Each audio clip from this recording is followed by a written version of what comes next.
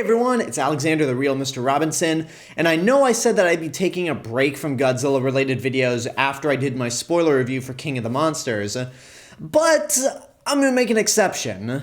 I was gonna wait until we got a trailer for Godzilla vs. Kong, still waiting on that by the way, but today's a special day, because it is the 65th anniversary of the original Godzilla and the birth of the entire franchise. So I'm celebrating big time, even to the point where I've gotten myself a piece of cake, but Godzilla obviously doesn't exist for me to celebrate with him. But the main reason I'm celebrating is because Criterion released a massive set, and I mean massive, of all 15 movies in the Showa era.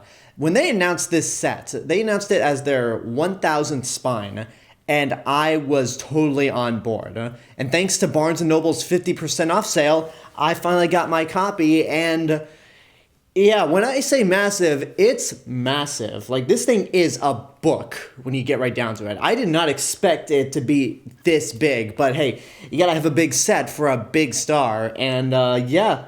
Now, I own all the Godzilla movies already, whether it's DVD, Blu-ray, but this is special because it's the Criterion Collection. They put out top quality stuff, and the fact that they got the rights to all of the Godzilla movies, even if they're sharing rights with one particular movie, which I'll get to in a bit, this is a huge deal.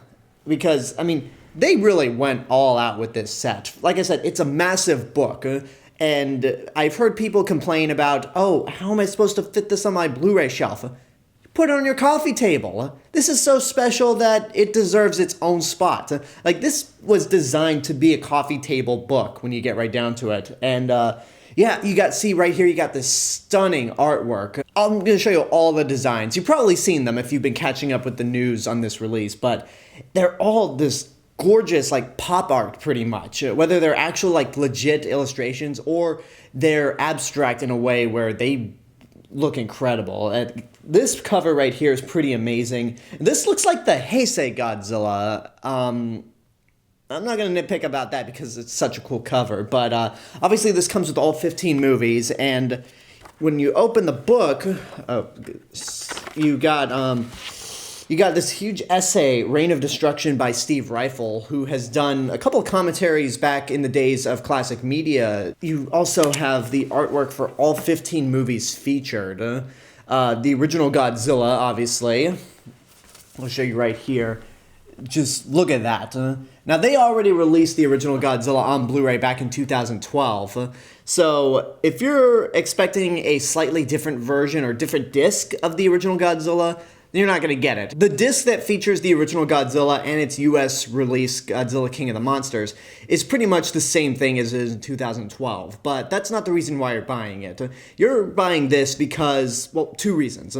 One of which I'll get to later, but the other reason is because it's all 15 Showa movies on Blu-ray, either for the first time or in a better version. So, moving on, you got Godzilla Raids Again, the second movie. Look at that. Look at that artwork. Like, that's amazing. And then up next, you've got King Kong vs. Godzilla, and this is probably my favorite piece of art from Arthur Adams. Like, this is probably my favorite new illustration of this whole set. We'll talk about King Kong vs. Godzilla a little bit. Then you've got Mothra vs. Godzilla. They use, it seems like they use the Tokyo SOS style of Godzilla. This is by Angela Rizza. Alright, just to go back a little bit, I want to recognize the artists who did the other covers. The Godzilla Raids Again one was done by Katsuya Terada. Like, this is a really great piece. And the first Godzilla was done by Bill Sienkiewicz. I am so sorry if I butchered your name, sir, but you delivered an amazing piece of art. Then moving on, yeah, there's that.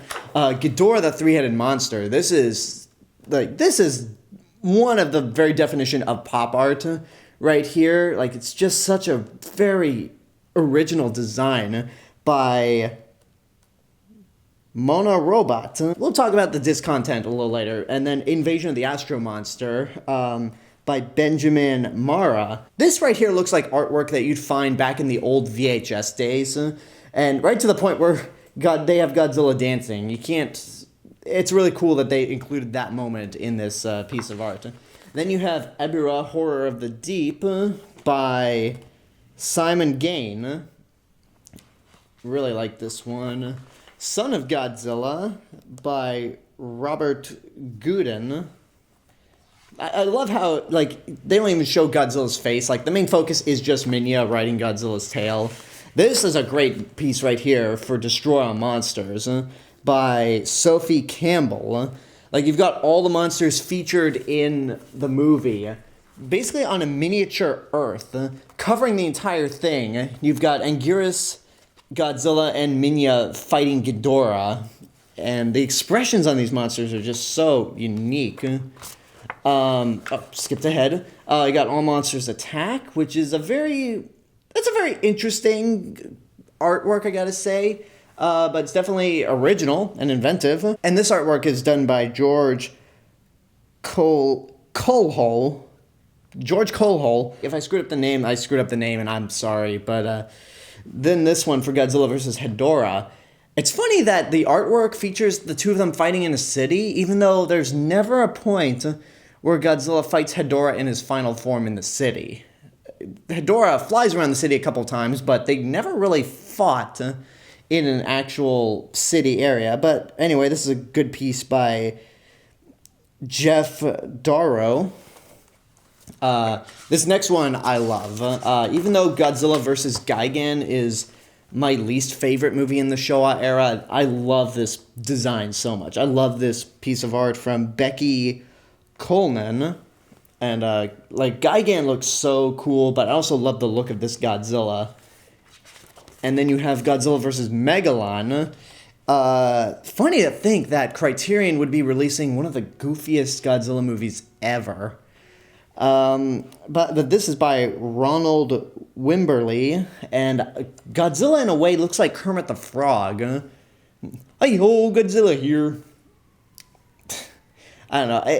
I love how it's supposed to look like a mushroom cloud, but Godzilla ends up looking more like Kermit. This one for Godzilla vs. Mechagodzilla, I'm sorry, looks like an official piece of art from Toho. This is done by Takashi Okazaki.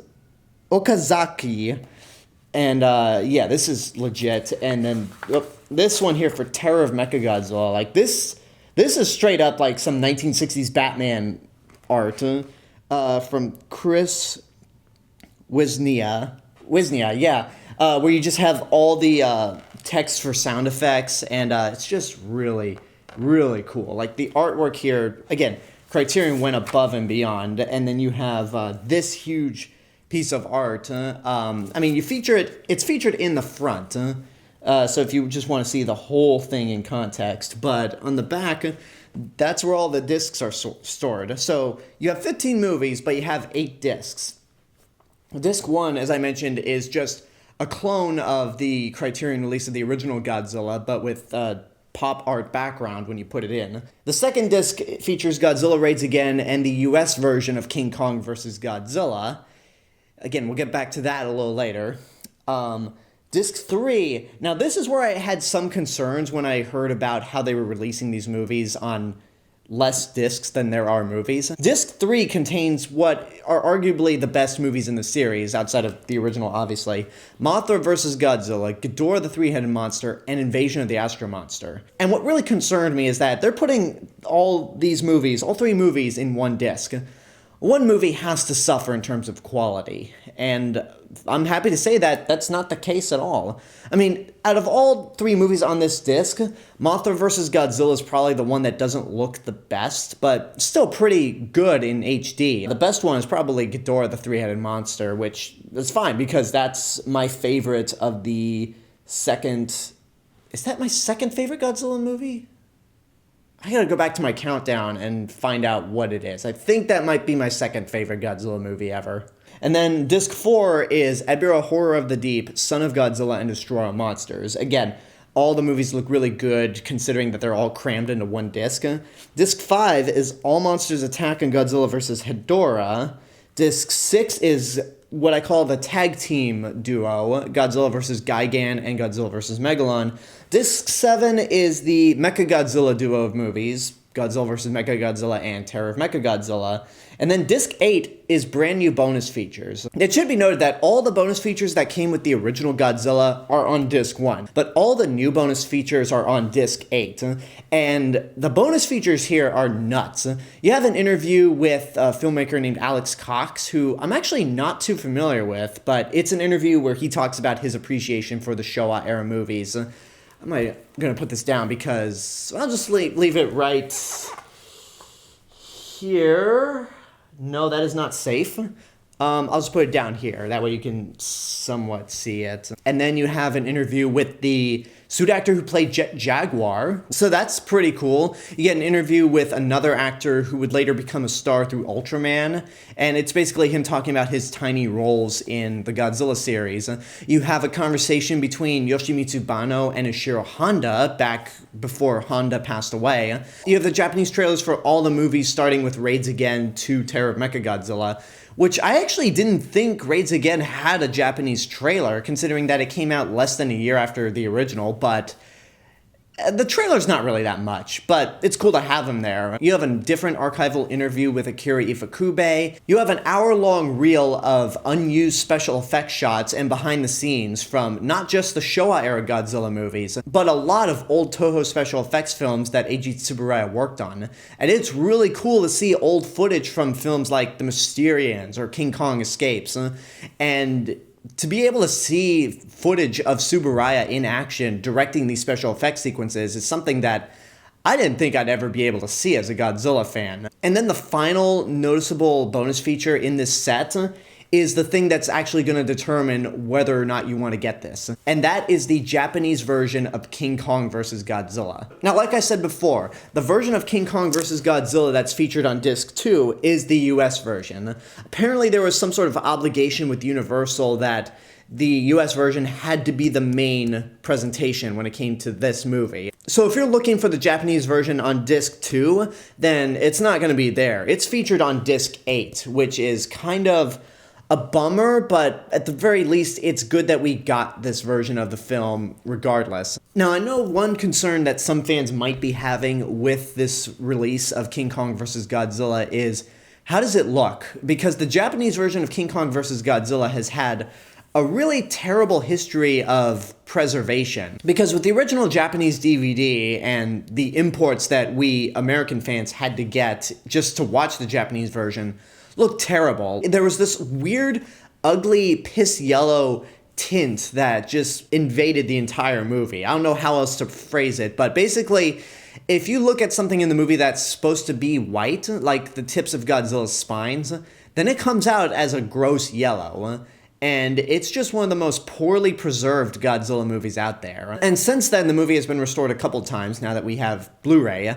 When the 2014 movie came out, Toho revised the movie up to HD, and then in 2016, apparently new material was found of that movie, so Toho was able to do a 4K restoration of King Kong vs. Godzilla, which actually looks pretty incredible. So which version did we get with this set?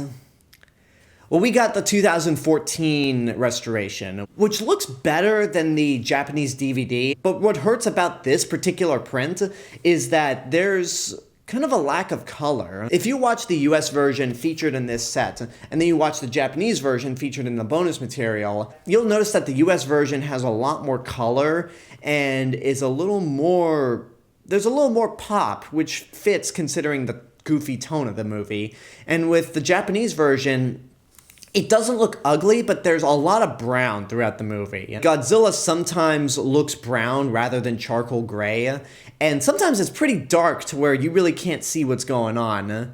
And I don't know if it's really a problem with my TV or what, but sometimes there are audio inconsistencies. For example, when the Seahawk crew is about to be engulfed in flames by Godzilla, sometimes you can barely hear what they're saying, which I guess in a sense is a blessing considering that you don't have to hear their terrible line delivery. And then sometimes you'll hear Ifukube's score get drowned out by the sound effects. And then when watching the Japanese version on this set, there are a few points where that ugly yellowish DVD quality came out in a few scenes. And when those small snippets pop up, it's very noticeable, and it doesn't distract from it because the rest of the movie, despite the brown look, actually looks pretty good. And for those of you who have watched the Japanese version before and are familiar with the subtitles that were put in on the imports, the version featured on the Criterion Collection has completely different subtitles. So it's a little jarring at first, but I'm just gonna go with Criterion's side and assume that they're the more accurate translation. Because if you ever watched the imports or the rare times that the Japanese version has been on YouTube before Toho had it removed, sometimes the subtitles don't make a whole lot of sense. But in here, they actually make more sense in what's going on. And the subtitles are actually a little more humorous, to the point where I never expected to see a Popeye reference in a Godzilla movie. So I'm wondering if that's actually accurate. So in the end, the Japanese release of King Kong vs. Godzilla on this set is the ultimate make it or break it. Like, if you are pining for an official release of the Japanese version of King Kong vs. Godzilla, this is the closest you're ever going to get.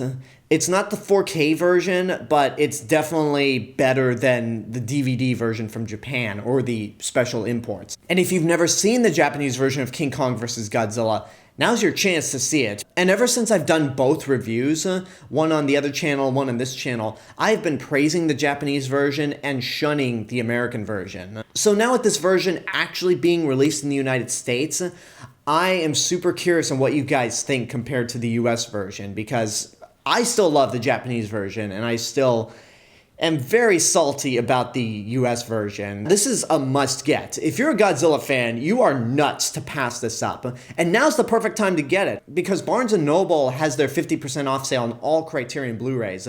And normally this goes for $224.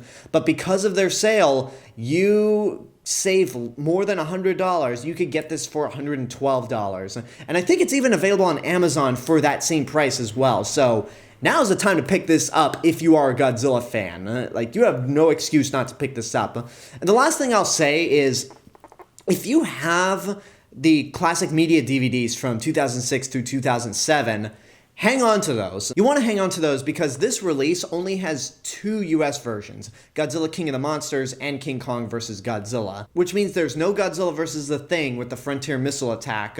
There's no overly long and pointless prologue in Terror of Mechagodzilla. There's no weird jazz song for All Monsters Attack, aka Godzilla's Revenge. There's no Gigantus the Fire Monster, which personally is a blessing, but if you just want to be an absolute completionist, hang on to those classic media DVDs. And plus you get audio commentaries on those individual movies, whereas this, the only audio commentary that you'll get is for Godzilla and Godzilla King of the Monsters. So again, you want to hang on to those classic media DVDs if you have them. But if you had the old Sony DVDs or the Kraken Blu-rays for Ebirah, Hedorah, and Gigan, you could get rid of them. Yeah, this is an absolute must get. And this right now is my crown jewel of my Blu-ray collection. For a while it was between the Marvel Cinematic Universe Phase 1 box set, the Universal 100th Anniversary Collection, and the massive Harry Potter box set that I got.